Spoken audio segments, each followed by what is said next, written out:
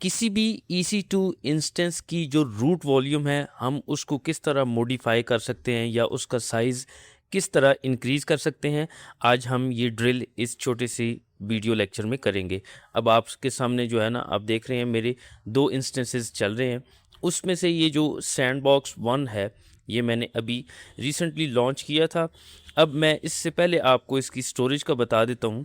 ये एक लिनक्स की वर्चुअल मशीन है जिसकी स्टोरेज तकरीबन 8 GB है। ठीक है, यहाँ से आप इंस्टेंस को सेलेक्ट करें और स्टोरेज पर आ जाएं। स्टोरेज में आपको वॉल्यूम का आईडी भी मिल जाएगा, रूट डिवाइस नेम भी मिल जाएगा और इसके बाद इसका टोटल साइज़ कितना है वो भी आपको यहाँ से पता चल जाएगा। अगर मैं स्क्रॉल डाउन करता हूँ, यहाँ पर देख लें, अब ये वॉल्यूम जो है ना 8 GB की है। आप अगर इंस्टेंस पर लॉगिन करते हैं तब भी वहाँ से भी आपको इस वॉल्यूम की इन्फॉर्मेशन मिल जाएगी। लेकिन अगर आप इंस्टेंस में लॉगिन नहीं करते तो यहाँ पर स्टोरेज में जाकर आपको जो है ना वॉल्यूम की इन्फॉर्मेशन मिल जाएगी। ठीक है, अब हम आ जाते हैं डिटेल्स में और इसके बाद अब लॉगिन करते हैं इंस्टेंस में पट्टी के थ्रू। ठीक है, और मैं ओपन कर लेता हूँ अपने VM को, ऐप VM को इसका IP चेंज कर लेते हैं क्योंकि ये दूसरा IP है, और लॉगिन कर लेते हैं। अच्छा, मैं इंस्टेंस में लॉगिन हो गया। अब मैं रूट में चले जाता हूँ। ठीक है, और df-h करता हूँ तो यहाँ पर अब आपको 8 GB ये तकरीबन जो है ना कुछ इंस्टेंस जो है ना या बाकी पार्टीशंस वगैरह ये सारी टोटल मिलाएं तो तकरीबन 8 GB बन जाती है, और कुछ जो है ना इंस्टेंस के लॉन्च होते हुए स्पेस यूज़ हो जाती है।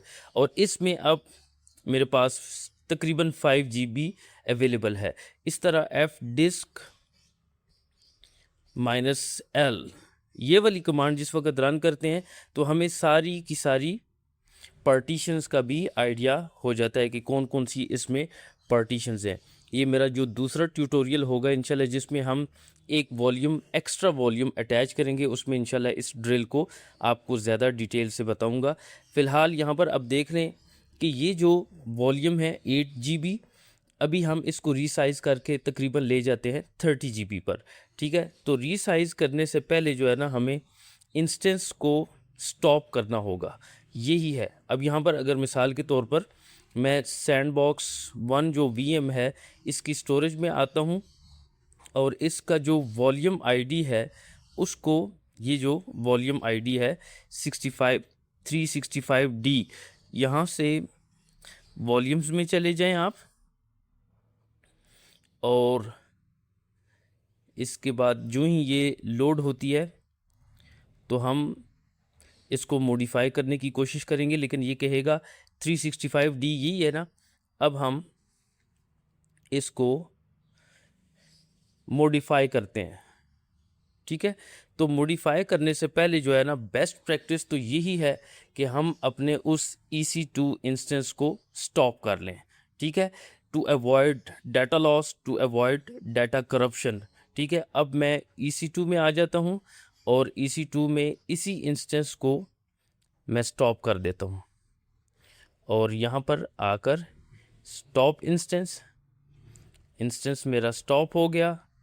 और इसके बाद अब मैं थोड़ी सी देर जो है ना वो वेट करूँगा ताकि इंस्टेंस जो है ना वो कम्प्लीटली स्टॉप हो जाए। अभी इसको मैं चेक को रिमूव कर देता हूँ। अभी यहाँ पर देख लें स्टॉपिंग आ रहा है, तो ये तकरीबन 30 सेकंड या 1 मिनट लेगा तो इंस्टेंस जो है ना वो ग्रेसफुली स्टॉप हो जाए।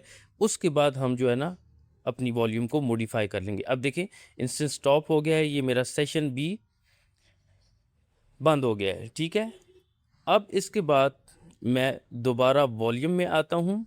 अब यकीन करें रिसाइज़ करना, रूट वॉल्यूम को रिसाइज़ करना बहुत ही ज़्यादा इजी है। जस्ट हमने यहाँ से मॉडिफाई करना है और किसी किस्म की माउंट करने की या और कोई एक्स्ट्रा कमांड चलाने की कोई ज़रूरत नहीं होगी। हाँ, जिस वक्त हम एक्स्ट्रा वॉल्यूम्स अटैच करेंगे तो उसमें कुछ थोड़ी बहुत हमें लिनक्स पे कमांड्स भी चलानी होगी। अब यहाँ पर उसी वॉल्यूम को मैंने सेलेक्ट कर लिया है और इस पे मॉडिफाई वॉल्यूम। मॉडिफाई वॉल्यूम, अब यही जो 8 GB है इसको मैं कर लेता हूँ 30 GB, ठीक है। और बाकी जो इसकी सेटिंग्स थी, प्रोविजन आईओप्स यानी इनपुट आउटपुट ऑपरेशंस पर सेकंड, और ये थ्रूपुट, वो जो डिफ़ॉल्ट थी हम वही रखते हैं और मॉडिफाई कर लेते हैं। इसके बाद वॉल्यूम हमारा मॉडिफाई हो गया। अब मैं क्या नाम है, थोड़ा सा वेट करना पड़ेगा। अब यहाँ पर देख लें, मैं इसको इधर लेकर आता हूँ, तो अब देखें इसने कहा है इन यूज़ ऑप्टिमाइजिंग। तो ये तकरीबन 3 से 4 मिनट लगेंगे ताकि जो है ना ये हमारी वॉल्यूम सक्सेसफुली कम्प्लीटली मॉडिफाई हो जाए। जब ये मॉडिफाई इसके यहाँ पर कंप्लीट हो जाएगा और ये वापस जो है ना इन यूज़ में आ जाएगी, तो फिर हम अपने इंस्टेंस को दोबारा स्टार्ट कर देंगे। अभी अगर इंस्टेंस में स्टार्ट करूँगा तो हमारा इंस्टेंस स्टार्ट होगा भी नहीं, क्योंकि हमारी वॉल्यूम जो है वो अभी ऑप्टिमाइजिंग के स्टेट में है। और दूसरी बात यह है कि इससे हमारा डाटा या इंस्टेंस ये वॉल्यूम करप्ट होने का बहुत बड़ा यानी ख़दशा है, डर है। तो इसलिए we have to be patient, हमें सब्र करना चाहिए। और जब तक ये प्रोसेस ग्रेसफुली अपने आप पे कंप्लीट नहीं हो जाता, हमें इंतज़ार करना चाहिए। और इस तरह यानी जल्दबाजी में इंस्टेंस को स्टार्ट स्टॉप बार बार करना, तो इससे हमारा डाटा लॉस भी हो सकता है, डाटा करप्ट भी हो सकता है। और फिर उसमें फिर हमारा जो डाउन टाइम है, मिसाल के तौर पर यही प्रॉड वीएम होती तो फिर उसमें तो हमें और ज़्यादा सेंसिटिव होके काम करना पड़ता। अभी तो ये जस्ट सैंड बॉक्स है, इसलिए हम इस पर प्रैक्टिस कर रहे हैं। मैं यहाँ पर इसको रिफ़्रेश करता हूँ और अभी फ़िलहाल जो है ना ऑप्टिमाइजिंग 0% ही शो कर रहा है। दोबारा रिफ़्रेश कर लेते हैं, तब भी अभी तकरीबन 3 से 4 मिनट ये लेगा। और इसके बाद मैं दोबारा EC2 के डैशबोर्ड पर आ जाता हूँ और यहाँ पर इंस्टेंसेस में जाता हूँ। और अभी चूँकि हमारा इंस्टेंस स्टॉप कंडीशन में है, इसको मैं सेलेक्ट कर लेता हूँ और स्टोरेज में आता हूँ। यहाँ पर अभी इंफॉर्मेशन देख लेते हैं कि इधर क्या शो कर रहा है। यहाँ पर देखें, अब वॉल्यूम साइज़ 30 GB शो कर रहा है और ये कह रहा है कि ये वॉल्यूम अटैच्ड है और वॉल्यूम स्टेट इन यूज़ है। लिहाजा अभी मैं दोबारा जाता हूँ वॉल्यूम्स में और कंफर्म कर लेता हूँ कि ये ऑप्टिमाइज़ हो चुकी है या नहीं। और ये वॉल्यूम ठीक है, इसको सेलेक्ट कर लेते हैं और इसमें यहाँ पर अभी भी ये ऑप्टिमाइजिंग ही शो कर रहा है, लिहाजा हमें थोड़ा सा मज़ीद वेट करना पड़ेगा। अभी 2-3 मिनट गुजर चुके हैं, मैं दोबारा रिफ़्रेश करता हूं और रिफ़्रेश करके अब देखते हैं। और अल्हम्दुलिल्लाह जो है ना हमारी वॉल्यूम का स्टेट जो है ऑप्टिमाइजिंग से चेंज होकर इन यूज़ हो चुका है।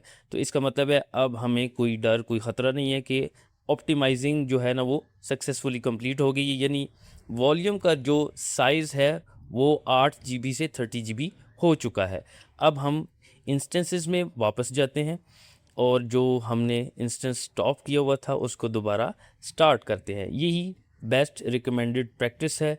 और अभी यहाँ पर मैं इस इंस्टेंस को सेलेक्ट करके स्टार्ट कर देता हूँ, तो तकरीबन जो है ना 30 सेकंड्स या 1 मिनट के अंदर अंदर ये इंस्टेंस स्टार्ट हो जाएगा। और फिर क्योंकि स्टॉप करने के बाद जब हम दोबारा इंस्टेंस को स्टार्ट करते हैं तो उसमें जो पब्लिक आईपी है वो चेंज हो जाता है, ठीक है। क्योंकि मैं इलास्टिक आईपी यूज़ नहीं कर रहा, तो पब्लिक आईपी जो है वो चेंज हो जाता है स्टॉप करने के बाद दोबारा इंस्टेंस को स्टार्ट करने से।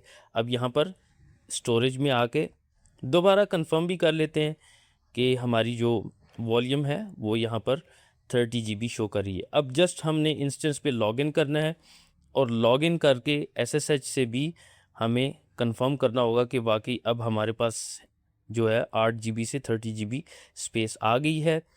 अब मैं न्यू सेशन करता हूँ और अपना इंस्टेंस का जो आईपी है वो अपडेट कर लेता हूँ, क्योंकि हमने स्टॉप किया था। तो अब हमारे पास नया आईपी आ गया है, एक्सेप्ट। और इसके बाद मैं sudo -i करके रूट में चला जाता हूँ, ठीक है, और df-h disc free human readable. तो अल्हम्दुलिल्लाह हमारी जो अब साइज़ जो है वो 8 GB से अब कितना है जी, 30 GB। 1 GB इंस्टेंस जो है ना वो खा जाता है, हमारा OS खा जाता है। और बाकी हमारे पास अब देखें यहाँ पर किसी किस्म की हमें मज़ीद माउंटिंग की या और मज़ीद कोई कमांड चलाने की ज़रूरत नहीं पड़ी, क्योंकि हमने वहाँ से मॉडिफाई किया और 8 GB से 30 GB किया। तो यहाँ पर हमारे पास वो डिस्क मॉडिफाई हो चुकी है। F डिस्क -L भी कर लेते हैं, पार्टीशन से भी हमें कंफर्म होगा कि ये यहाँ पर अब 30 GB शो कर रही है, ठीक है। उम्मीद है आपको ये ड्रिल जो है ना वो बहुत ही आसान लगी होगी और समझ भी आ गई होगी। मिलता हूँ आपसे अगले लेक्चर में। इस तरह के AWS के छोटे छोटे ट्यूटोरियल्स इंशाल्लाह मैं अपलोड करता रहूँगा। आगे हम स्नैपशॉट्स को भी और किसी तरह एक एक्स्ट्रा वॉल्यूम अगर हम अटैच करना चाहें इसी इंस्टेंस के साथ, वो किस तरह हो सकता है, अगले चैप्टर में इंशाल्लाह डिस्कस करेंगे। मेरे चैनल डेवऑप्स मौलवी हिंदी को ज़रूर सब्सक्राइब कर लीजिएगा। अल्लाह हाफिज़।